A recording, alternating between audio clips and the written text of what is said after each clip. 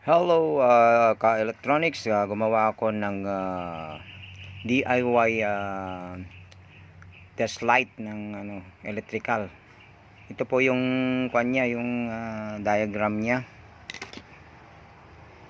Yung switch nakakonect sa saksakan.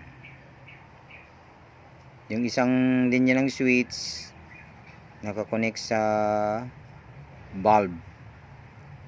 Yung isang connection ng bulb ay pupunta sa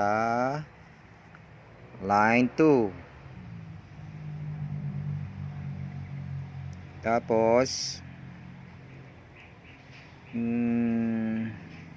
isang saksakan ay ito sa line 1. So yung isang switch pupunta doon sa saksakan. Tapos yung isa putol siya, hindi nagdikit dito, diretso sa line 1. Line 2 doon sa bulb. Yung isang kon ng bulb wire papunta doon sa switch. So ito yung diagram, ay yung natapos na pang test light. Pwedeng gamitin sa electrical kung may nag shortage na wire. Ito po, ito yung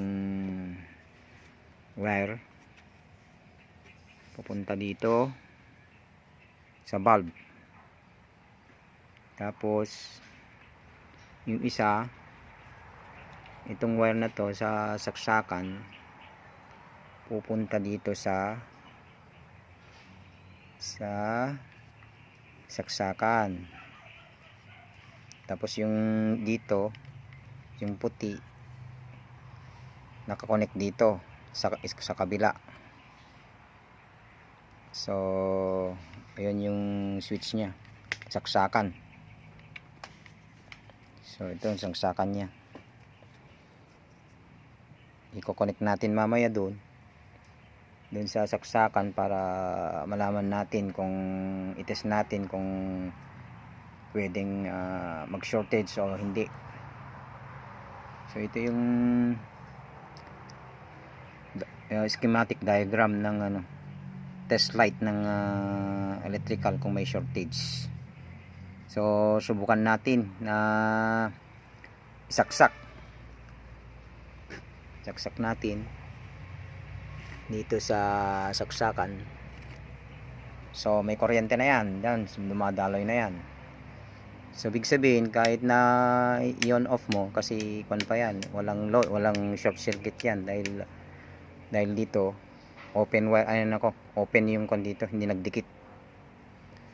So kung gusto natin i-shortage, ilagay lang natin to.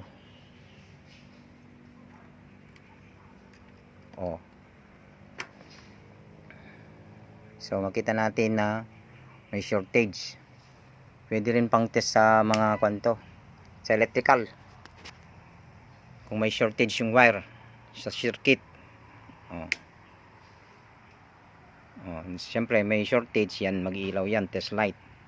Kasi kung alisin natin to, walang shortage. Lagay natin to,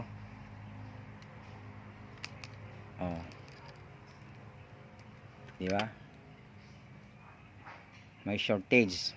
So magagamit natin sa electrical kung may shortage yung kinabit natin, may ni-layout natin, magkakaroon ng miskabit natin, iba yung nakabit natin, nagdikit. Yan. Matetest natin kung may shortage yung linya.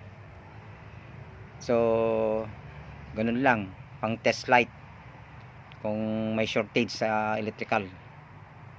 Ito po yung schematic diagram.